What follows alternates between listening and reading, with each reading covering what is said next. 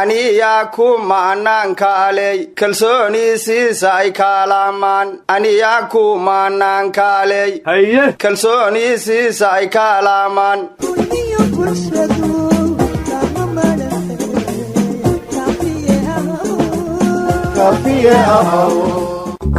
aryaada heer kalamaanow xabad war adhaysiin lama arkay beriga aan idiin warram iga erbeledweyne jooga oo dawladdana taageersan oo geed on tora saarana beriga soo heesa aasuu yidhi lacasiya liraga markay madax laqdaan yaa la kala lacaa labee looma talin maskax looga roon lacabka ha jabo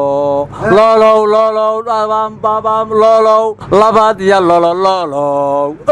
war ninkaas ontor ma saarayna geed jiciba oo saaraa war ontor iyo yicib midna lama fuule geed baaru saaraa geed baar waryaada saa u joogteen miyaa maanta keenteen geedkii kalamaan baa laga korheysay war waxaa sheegaydaan maahana jiica laga korheysay hadda ka hor igaar gobollada dheha ka jeedo ma erayn layaw nyaanyo goradaas oo eri geedka nyaanyada lileeya wariga tag ma taasaan aqoon weyha sootii hadda ka hor inta fuulay aan ka soo dhacay lugbaf itiray waay kulaha war hadda ka hor mada isaaqo islaam bay dhaba kabla ka gurahaysaa nin talyaani u yimid wuxuu yidhi come fashiyaamo waxay tiri kabla guradee come indiyaama ayuu yidhi haddane karsadee haddana biyoogee waraabee ayay erti warniu ducada akhriso madaxaaga allah ka shubo reer dhuusamareebeedna waxaan kula yaabay qofkii hadlaba inuu ducaynayo u maleeyaan markaasay aamiinta hoos guraya war maanta jidadku waxay raayeen dadkuna meelay maraanay waayeen war adiga maxaad bajaaj u soo raaci weyse war buur ka dhace maxaan bajaaj raacaa lug baan si dhib le ugu imide aryaa luguxay kaa dhibaysaa tanya xaraf dheeraad bacaadkaan ogay toos uga imaan jirtee maanta waxaa la yidhi waxaa la dhagax dhigaya waddada afgooy iyo xamar isku xirta oo hadda ka hor la yidhi mashruuc qadar bixinaysaa lagu dhisayaa berigaasna waxaa la yidhi toddobaad kadib uu bilaabanayaa dhismihiisu isaga iyo jidka jawhar iyo xamar isku xidhaba marka in la bilaabi doono berri subax iyo inuu khamiiriskii qadar aan ku ogayn yahay kala garan maayo war qadar hadda ka horay dekadda hobya dhagax dhigtay oo ay tiri toddobaad kadib baan bilaabayaa toddobaadka qadar hadda waxaan u maleeyey waa 7 bilood sanatar cabdi qaybdiidna wuxuu yidhi dekadda hobyood ilaa markii aan dhasho waa la dhisayaa baa la lahaa waraadha mashaariicda qadar khilaafka qaliishka inooga maaweelisaa war hoysan lama goodliyaal maysiinka kiraasuday degdega atinsidinba geeka ra'iisul wasaare khayra iyo madawiinaha kiidan lafta gareen iyo madawiine waara lamada jidooda dhagax dhikan marka degdega isku dhaafa warka kan rungu baramee baradambuna wal dhisi doona war qandaraaska lagu dhisaya waddooyinka qadar waxay sidaa la yidhi shirkad turkiya oo qadar maxay shirkad soomaaliya u siin weyday war waxaan la yaabay waddooyin la mari laayahay waxaliya waa dhisa war suuq jajabka laga mari laayo miinada la geliyaa laga baabi'inaayo war nimayow hargeysa canshuurta wadda marista waxaa looga yaqaanaa canshuurta godad marista war qadaraan ka hadlaynay xaggee noola dawaafta how qadaar daadkay qaamaajihe qabana mayso howl qurxoon qadar daadkay qaamaajihe qabana maysa howl qurxoon haye are abdullow halkoo barday waana halkoo badiyaa dhiiday anqaa adka kenya waa quuba qaadirana iqaabame war belo ma culimmadii qaadiriyada inay shabaabka qabqabata bilowday war ma haysaane saddexdii qodoboo shalay bahda kalamaan soo saartay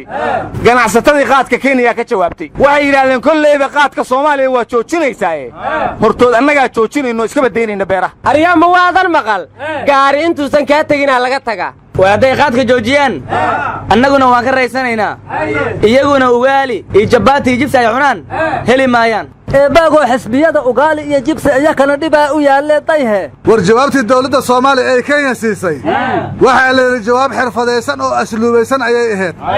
waraaqihii hore oo ka soo bixi jira wasaaradda arrimaha dibaddani way ka duwaneed ayaa la yidhi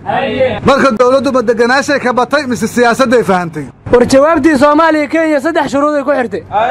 waxay tiri soomaaliya kow waa inay ka laabataa dacwadii badda shirkadiina waa inay heshiiska uga baxdaa ta saddexaadna waa inay shirkadii u sheegtaa inaysan biyaha lahayn war dawladda kenya jubbooyinka anaa iskale ma iska dhahda waxaan maqli jira baroorta orgaga ka weyn mugga muraadka Kenya inuu badda yahay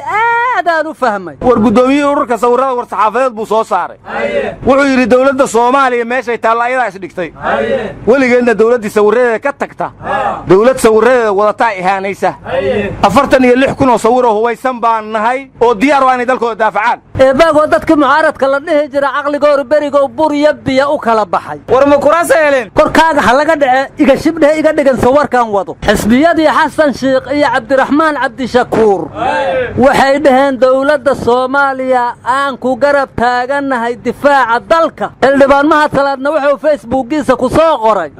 danta qaranka iyo fikirka siyaasadeed aan ku kala duwanahay lamay kala tahay waxaan la yaaba kuwa aan ka xishoohayo magacoora inaan sheego oo Kenya la safta sida waxay Kenyaati yihiin muga waxaan warkayga ku soo kooba kii dhacow dhami jaale warkeen waxa lagu yiri dhudhun adag ninkii aan lahayn rabana dheeraadka oo been ku dhiiranayo dhimasho weeyaan war faaraha macallin haddaan keenaani Soomaali hal la yiri ma ciidinu sawta mid wax wiciyo koodii la wacay baanan garanayne farmaajiyo uhura iswacaysaan isleeyahay shacabkuna dagaal buu rabiya qaad la joojiye bal maxaan sameynaa tolo waa xujiye yaabe intaasan ku soo koobaya ayaanan sii badin war waxba ma kala ogida madaxweynuhu meeshu aado waa Burundi adiga la waashay sida wararku ma ahayn farmaajiyo biyeera iswacay oo iswaafaqay biyeerana wuxuu doonayaa ciidankiisu inuu hawsha sii wado farmaajana inuu badi yiraawo uu xaq leeyahay warka dhamo aad la rafanaysay madaxweynaha Burundi inuu ciidankiisu Soomaaliya sii joogo rabaa miyuu ahaa war xafiiska warfaafinta ee madaxtooyada saaki balamiye warbaahintii kadibna xafiiskii warfaafinta ee ra'iisul wasaaraha ayaa u gambiyaa la yiri war Saciid Qarafaan iyo Cabdullaahi Daahir waxa xabadka laamiga loo dhigo korkooda ciidanku ku diriray aryaa anigu wariye iyo warkoora badanaan banacay mudankoora la mariyay igal hortag waxaad sheegayso waxaan idin iri maanta khasheeni dhashay maragta loo joogay ayaa loo maqaar saaray dibiga maadayse maya kii yiraahdeen mashruuc waana u qorane in horteena lagu maalo oo nala goysinin mahadcelin aan ugu daray meendisayaan umidooba danihiina waad mahadinaysaan umidooba ilaa iyo noolaataan nala ku wada waana diidnay war kala ma noo haysa abwaan gaariya wuxuu yiri nin wax diidayoon hayn wax kale ka doorbido wuxuu doonayaan jirin marka wiilka warkiisa noo qabanina muga badanya in Kenya maashoon fiirsan ma yaa la rabaa ha tiri war hasha maandaqyaan ku hormaalna aan midowno yiri war hoobana nin ku dhuumadaana hortaana balka maalaw wanti oo ku gadadaana taas iyo dhiblaha war shacabka shabeellada dhaxay waxay dheen shabaabka canshuurta naga qaaday waa la laabeen ayaa ku xayawal macaawisleeda u taageeri waayeen muga lacabaada hadir ariya dadka dhamal rabaa inay difaac wada galaan hadii kale wax xoroobaya ma jiraan war ma ciidanka mushaarkooda la sidii ayaga difaaciye war yaa anagu ciidanka mushaarkiisa baan cunna maxaad naga rabtaa war ciidanka mushaarkiisa waa la siinayaa shaqayeesh